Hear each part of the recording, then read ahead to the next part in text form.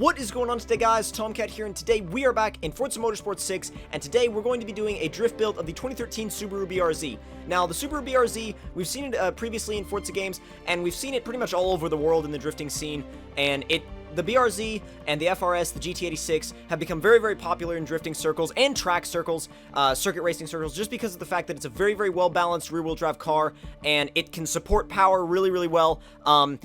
We know this.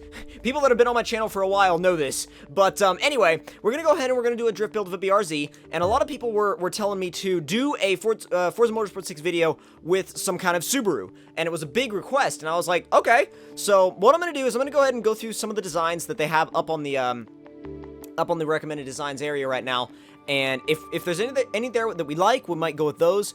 And well, first thing is if it loads, which I have decided I'm not going to wait for them to load, so we might go with World Rally Blue, but at the same time, I mean, red looks nice, and I don't know, there's a couple of colors that really do look nice, but the World Rally Blue is definitely up there. I love the World Rally Blue. If I bought a BRZ instead of an FRS in real life, I would have bought a World Rally Blue BRZ. I feel like the FRS has kind of like, it really lends itself well to the red, the Firestorm red, if you guys follow the different color options for the FRS. For the BRZ, the World Rally Blue absolutely kind of, that absolutely just kind of takes the cake as far as like the best color, at least in my opinion. So first things we're going to do with it is I'm trying to decide whether I want to boost the FA20 or do a swap.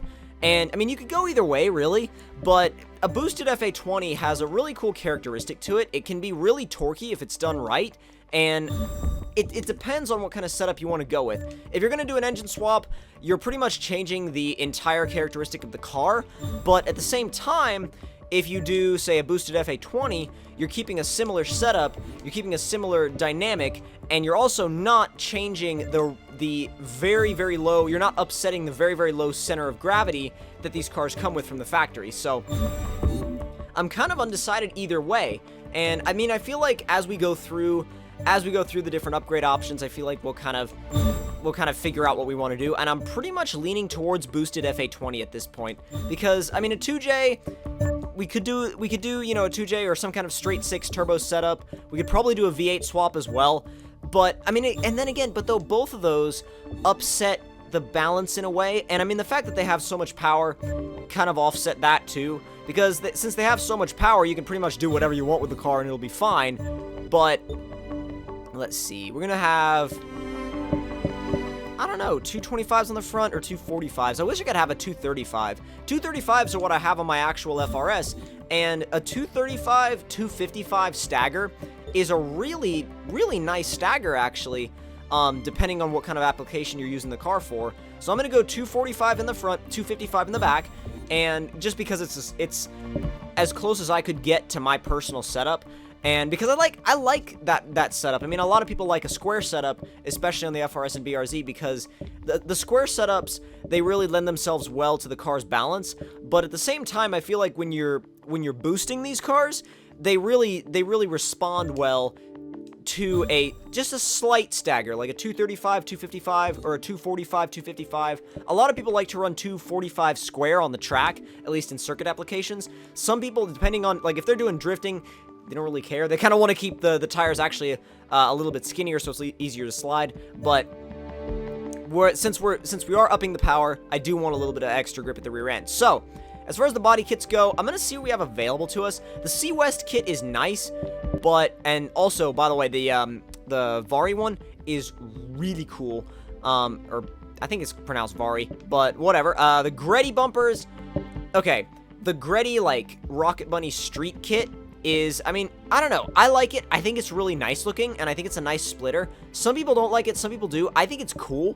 But that bumper is actually really interesting too. That's the charge speed. I mean, I know it says the Ings bumper, but, or INGS, whatever you want to pronounce it as, but it's pretty much the charge speed. And the R Magic just looks like a big happy face. Just looks like you're trying to replace it with a Mazda 3 front end, or Mazda Speed 3 front end. So I'm actually gonna go with this one, the charge speed one. It looks really good. I mean, I feel like there might be, on one hand, it's very similar to charge speed. On the other hand, I feel like it's I don't know. I'm starting to, because I haven't seen a picture of the charge speed one in a while, so I'm starting to wonder if it's charge speed or not. But I don't know.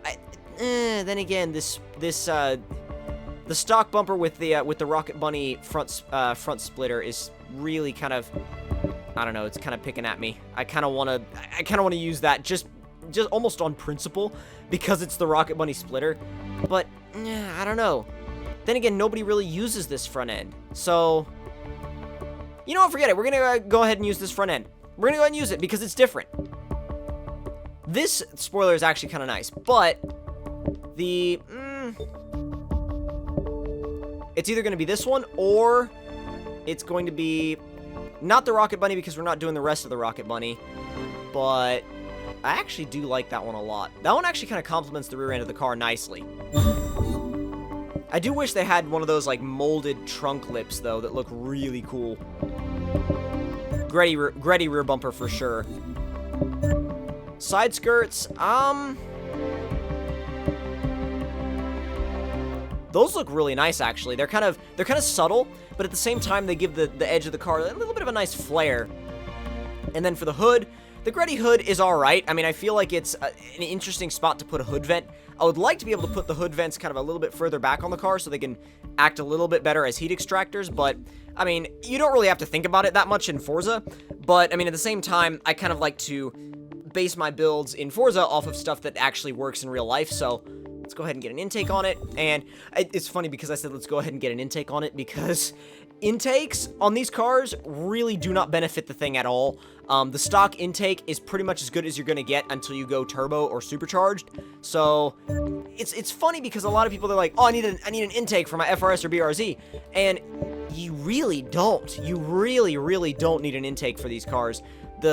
Maybe all you might want to do is maybe a K&N drop-in filter, but that's about it. 323 horsepower. I'm gonna go for about 450, 500. I'm sure that's easily reachable with this setup. We won't have to do a ton to it, but because I kind of want to keep it balanced because a lot of my previous builds have been very like max power all the time. So, and when you're like max power all the time, it sometimes imbalances the car a little bit. Prime example, my Hellcat. That thing is already slidey enough as it is, and then I was like, let's go ahead and throw 1,000 horsepower at the thing. That'll be a good idea. And yeah, you guys saw the aftermath of that. But let's see, 490. I want to see 500. Like, I want to actually see 500. 518. That is perfect. That is perfect. We're leaving it right there. Leaving it right there. We're gonna tune it a little bit, and then we're gonna be good to go. Just wait for it to save real quick. And then let's see. I'm gonna go ahead and take a little bit of the rear camber off. And we're going to drop the ride height as far down as we can. Dampening, we'll leave the dampening alone until later. And then for our diff, we're gonna go ahead and bump everything up to 100% because all the power all the time. And apply the current setup, and we'll see how this thing drives. Now, the other thing that I did want to do real quick is that I did want to apply just a little bit of a paint job to it. A little bit. Nothing crazy, but not decals. Oh my god. Did not want to do decals. Don't show message again, thank you very much. We'll do decals later when we do some designs videos, but biggest thing that like I said, I wanted to do right now is, well, wait for it to load. But, wow, when it does load... Come on, then. Come on, then. You got this. There we go. I was like, you got this, bro. You're good to go. All right. Now, as far as the paint goes, I do want to do a carbon hood because I feel like the carbon hoods on these cars do look really nice. It does set them off really well. Carbon fiber polished and carbon fiber mirrors as well. And let's see. Do I want to paint the wing? I don't know. Well, okay, that one can't be painted, so we'll forget it. The wheels, we're going to leave the wheels alone because they look really nice. Like, the color combination looks really nice as it is with the World Rally Blue. But, and you know, the more I think about that hood, the more I want to kind of revert it back to what it was before. But you know what? We'll leave it for now. We'll leave it for now, and we'll see if it grows on me or not. And then we'll go ahead and back out, and I will see you guys out on the racetrack. Alright guys, so welcome back, and we are at the Rio Mountain Circuit. I really like this circuit because it's got some tighter corners, but it's also got some longer flowing corners, and I feel like it'll be a really good place to test the thing out. So let's see what it can do. Okay. Oh boy. Yeah, it's gonna be fun. Come on, come on. You know what's nice about it is, as compared to that Supra, it's not trying to kill me. But the thing it was about that Supra is that you couldn't tell it what to do. It was like, I'm going this way. And I mean, obviously that was a symptom of a little bit too much power. But whereas this thing, I mean, sure, you got wheel spin on demand. It's 500 horsepower BRZ. But at the same time, it's, that was a wall. We'll rewind and pretend like that didn't happen. But I think the thing about this car is that it's balanced enough to where it doesn't get mad at you all the time. That Supra, if you even touched the accelerator in the wrong way, or you even breathed on it wrong, it would let you know. It was like, oh, okay, well, I'll just throw you into a wall right now. How about we do that, huh? You gonna like that? But no, this thing is a lot more composed, it's a lot easier to drive, and it's a lot easier to drift, particularly. And, okay. Now, actually, you know what? It actually is a really good... It's funny because we're in a BRZ, we're at one of the Rio track layouts, and it gives me a really good opportunity to give, actually, a shout-out to a good friend of mine, Domestic Mango, for doing a awesome video with the GT86, and that got me off topic and caused me to spin, which is not what I wanted to do. But he did an awesome video with the GT86, and I mean, he was throwing that thing all over the place, and just weaving in and out of different, different cars, different drivatars, and, just, like I said, throwing the car around like crazy. But, I mean, after all, he's Domestic Mango, so he can pretty much do what he wants as far as going sideways goes. Dude is a beast when it comes to drifting. But, I mean, that video and the song that he used, I mean, I literally went and looked the song up and added it to like my main playlist after watching that video. So again, big shout out to Domestic Mango. That video was awesome. I mean, wow, what a job he did on that video, really. And I feel like just the fact that it was done in a GT86 and we're at Rio, we're at the same track in a BRZ, it's just kind of cool. It's kind of cool to me anyway. It's the little things that you notice, you know? It doesn't really like the top of second gear. The power kind of dies up there. But when you get it up into third, and especially fourth, that's when the power really starts to kick in, because you're starting to get right at that nice medium between grip and tire slip. And once you get to that, then it's a really well-balanced car. And you can really start to throw it around. Don't hit the... Dang it. Oh my god, that was horrible. Got a nice little streak there, too. Dang. The only other thing that makes it a little bit tricky to drift here is that Rio is... There's no getting away from it. Rio is bumpy. That's the only thing, that's really the biggest thing I can say about it, is Rio is... into the wall is what Rio is. But no, I went into the wall. It likes to send you into the wall. But no, Rio is a very bumpy track, and it's a very technical track. And like I said before in my video with the Supra, or I may have said this with the Hellcat, I'm not sure which, but there's very little to no runoff. So if you screw up, pretty much. There it goes. If I can get a little bit more entry angle than last time, and yeah, that kind of, wow. I'm looking at that one and I'm like, okay, yeah, dude, that was you. That was you too. Come on. Jeez, pull yourself together.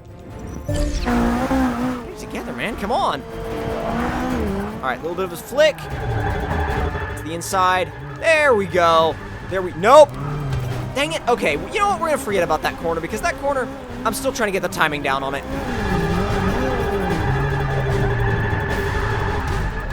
And oh my god, it's funny because you almost have to kind of not really turn your brain off to drift this track, but you kind of have to turn off your like almost your sense of, I'm gonna get this corner and then I'm gonna get that corner. You kind of have to just let the track flow and take lines that you normally wouldn't take, because when you start doing that, everything is fine. But if you're trying to, like, you know, focus on the track all the time, be like, well, I should be right here, or I should be right here, you know, blah, blah, blah. It's like one of those, it's one of those things where you just kind of have to let the track kind of just go, and you have to let the car flow with the track.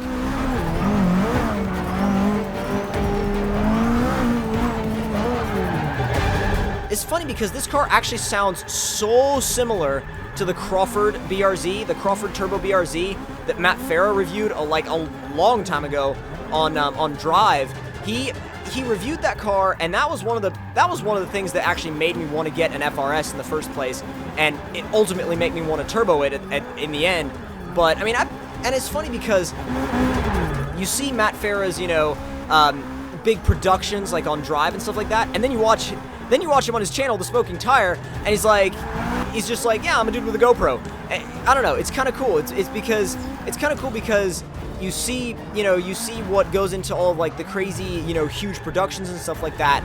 But then you see also more of almost like the kind of vloggy side of it, where, because I mean, his one-take reviews are pretty much vlogs at this point. So it's kind of an interesting. Whoa! Thankfully, I wasn't on a drift combo at that point, because if we were, we would have completely screwed it up.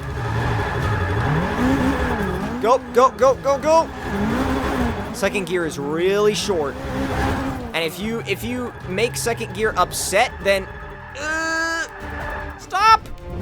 I don't know if we banked those points or we lost them. I'm thinking we lost them because we got a little bit too much angle. Stick close to the wall.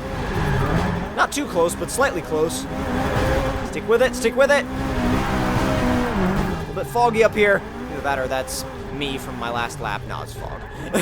No, it's fog. Nearly there. And not bad. I mean, I feel like,